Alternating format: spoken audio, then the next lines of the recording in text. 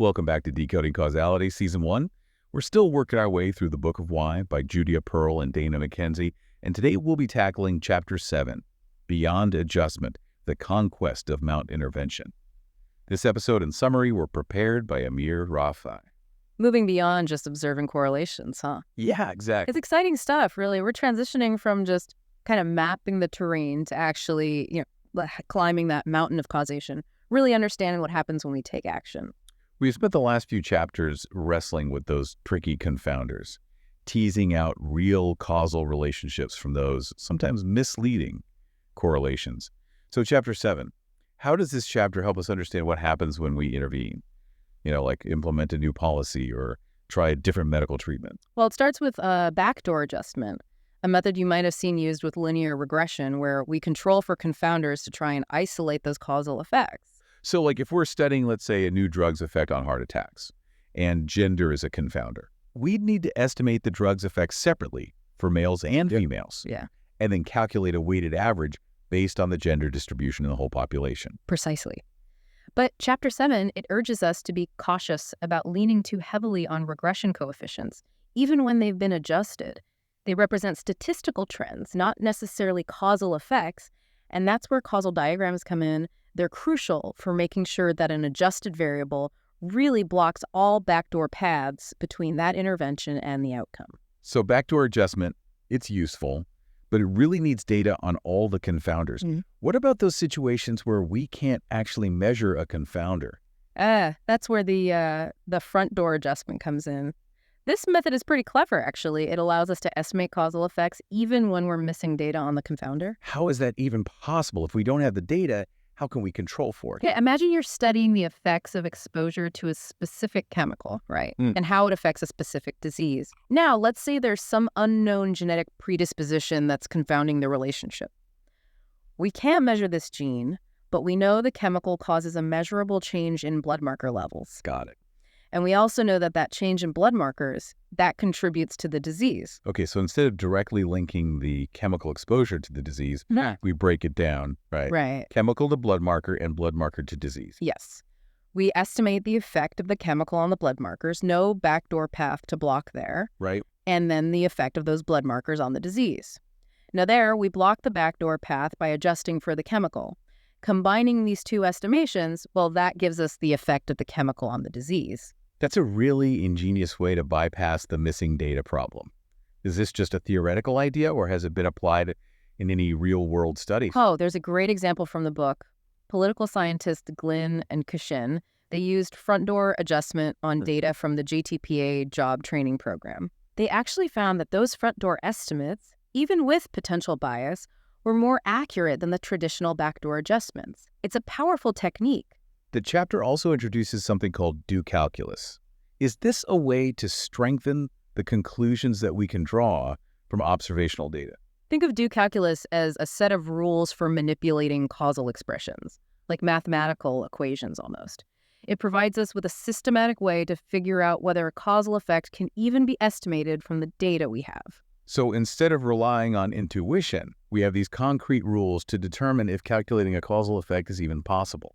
Can you give us an example of how these rules actually work in practice? Well, remember that front door formula we discussed? Yes. That can actually be derived step by step using the 3 rules of due calculus. Adding or deleting irrelevant observations, replacing interventions with observations, or vice versa under specific conditions, and then deleting or adding interventions that have no effect on the outcome. It's a beautiful demonstration of how some pretty simple rules can unlock some really complex causal relationships. It sounds like having a set of tools to construct a proof for any causal effect that can be estimated from the data. Does this have applications beyond just those observational studies? Oh, absolutely. Due calculus can help us figure out whether randomizing a different, more accessible variable can still help us estimate the causal effect of the original variable. For example, if directly changing people's diets is difficult, maybe randomizing access to nutritional counseling can provide valuable insights. So it's about finding these creative ways to approach the problem. Can due calculus also help with the challenge of knowing whether the findings from one study can be applied to other populations or settings? Yes. Due calculus can help us assess the transportability of experimental results to different environments. addresses that challenge of external validity. It gives us this framework to analyze the conditions under which a causal effect should remain stable across different contexts. So far, we've talked about blocking backdoor paths or finding those clever front doors. But what if those aren't options? Like when you're dealing with unobservable confounders. That's where instrumental variables come in.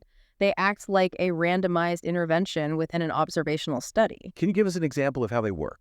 Imagine you're trying to figure out the effectiveness of a new educational program. Okay. There are a lot of potential confounders there, like parental involvement, that are tough to measure. But if we can find something that strongly predicts participation in the program, but isn't directly related to the outcome, maybe a random assignment to a school that offers the program, we might be able to use that as an instrumental variable. So we could compare the outcomes of students who are randomly assigned to schools with and without the program. Right. And that would give us a better sense of the program's true effectiveness. Exactly.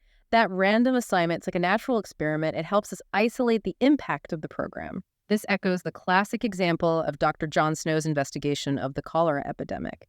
He used the water company serving a household as an instrumental variable to show that it was contaminated water, not miasma, that caused cholera. Are there other examples where something like the water company serves as a natural randomizer? Absolutely. One example is studying the effects of statins on cholesterol reduction when you have patients who don't always take their medication as prescribed. Okay, yeah. Some people assigned to take statins might not adhere to the treatment, which creates a confounding factor. However, random assignment to statins can actually be used as an instrumental variable I see. because it influences statin use, but is independent of other factors affecting cholesterol. It's fascinating how we can leverage these seemingly random occurrences to uncover causal relationships. It's like nature's giving us clues and we just need to learn how to read them. We've been talking about situations where a naturally occurring event acts like an instrumental variable. Are there other ways to find or create these instrumental variables? Well, there's a powerful technique called Mendelian randomization that uses genes as instrumental variables. Since genes are essentially randomized at conception, they can help us study the causal effect of a trait on an outcome. Genes as instruments. Can you explain how that works? Okay, let's say we're studying the effect of HDL cholesterol on heart attack risk. But lifestyle choices are confounding the relationship. Right. If we can find a gene that specifically increases HDL levels without directly impacting lifestyle or LDL cholesterol, we can use that gene as an instrument. So we're looking for a gene that acts like a random assignment to different levels of HDL cholesterol. Precisely. In 2012, a large study used a gene known to influence HDL levels as an instrument. They found that, contrary to what previous observational studies had suggested, there wasn't a clear benefit from higher HDL levels in terms of heart attack risk. That's amazing how we can use genetic information to unravel these complex causal relationships. Mendelian randomization, it's a powerful tool, especially when traditional methods aren't enough. This chapter is packed with techniques for understanding cause and effect. Backdoor adjustment, front door adjustment, due calculus, instrumental variables, Mendelian randomization. It feels like a whole new way of approaching research questions. We're moving beyond just observing patterns. We're moving towards truly understanding the underlying causal forces that shape our world. It's a true conquest of malintervention. Before we wrap up this part of our discussion, what's the most important takeaway for our listeners?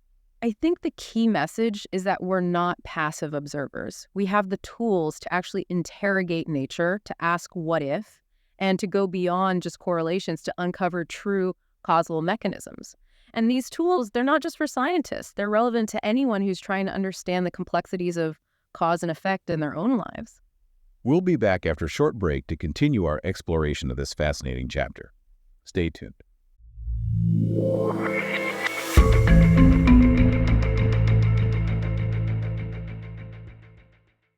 We've been talking about the power of these instrumental variables, especially when we're faced with those unobservable confounders. But it seems like we need to be extra careful about the assumptions we're making when we use them, right? Yeah, absolutely. Instrumental variables, they rely on some pretty specific causal assumptions. Independence from those confounders, no direct path to the outcome, a strong association with the treatment variable. And that's where those causal diagrams become really, really valuable. We talked about those three key properties, but how do the diagrams help us make sure those assumptions actually hold up? Well, they allow us to visualize the relationships between the variables. We can actually see, like on paper, if those three properties are met, and if there are any potential violations that might skew our results. So it's like a blueprint. It helps us avoid making those faulty inferences. Could we say that Dr. Snow, even without having the formal tools of causal diagrams, was kind of thinking this way when he investigated the cholera outbreak? Oh, absolutely. His meticulous observations and reasoning, it essentially allowed him to create a mental model of those causal relationships, similar to what we can now represent with a causal diagram. He saw that the water company was independent of confounders, like miasma, didn't directly cause cholera, but was strongly linked to water purity. That mental model, which we can now represent visually, was the basis for his conclusion about contaminated water and cholera. These causal diagrams, they help make our assumptions transparent and testable. Is this a relatively recent development? Well, instrumental variables were known before the causal revolution, as it's called. Causal diagrams have really clarified how they work, made them more accessible to researchers, I'd say. So they've helped demystify a technique that was once pretty complex and difficult to grasp. Are there other benefits to using these causal diagrams when you're working with instrumental variables? For sure. They let us explore much more complex scenarios than just those simple 4-variable models. We can look at cases with, multiple instruments, imperfect instruments, or even situations where we need to adjust for additional variables to create a valid instrumental variable. Causal diagrams, they really open up the possibilities. It's like having a stronger lens, one that allows us to make more nuanced causal inferences. Yeah. Could you maybe give us an example of how a more complex situation might benefit from using both causal diagrams and instrumental variables? Okay, imagine you're researching the impact of early childhood education and you want to see how it affects future earnings. Okay. A simple analysis might just compare the earnings of folks who went to preschool with those who didn't. But you've got so many other factors like parental socioeconomic status that could be confounding that relationship. So just seeing a difference in earnings might not actually reflect the true causal effect of that early childhood education. Exactly.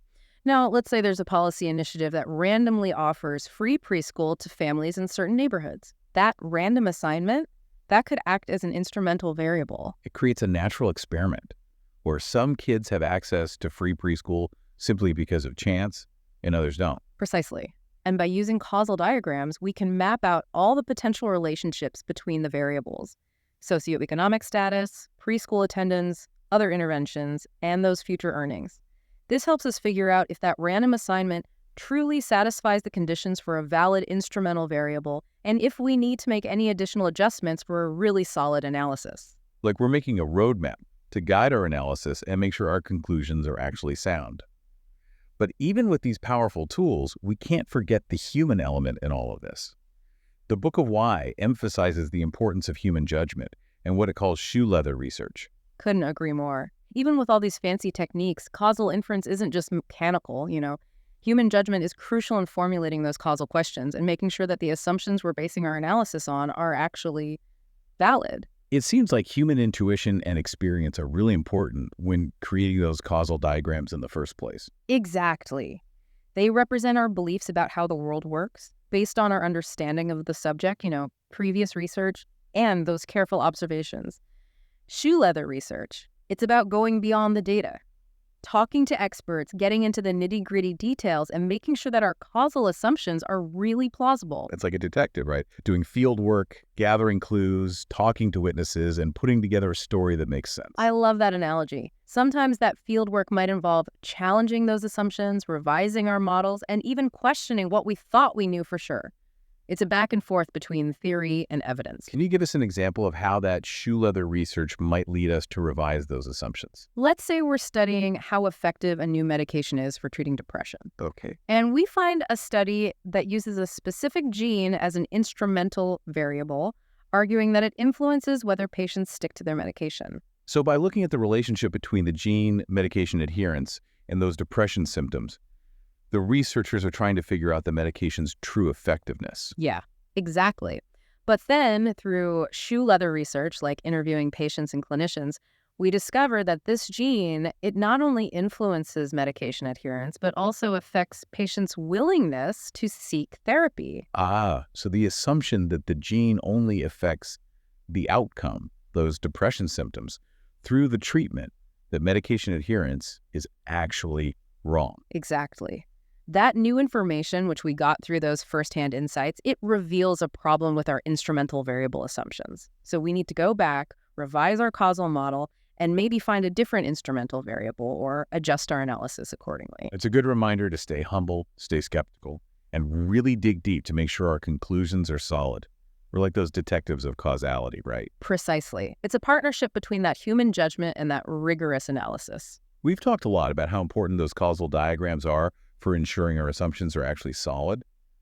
But how do we know if those causal relationships that we've mapped out, how do we know if they apply to other populations or settings? The issue of transportability, that seems especially tricky. Transportability, it's often overlooked, yeah. We might find a really strong causal effect in one study, but does it hold true in different contexts, right?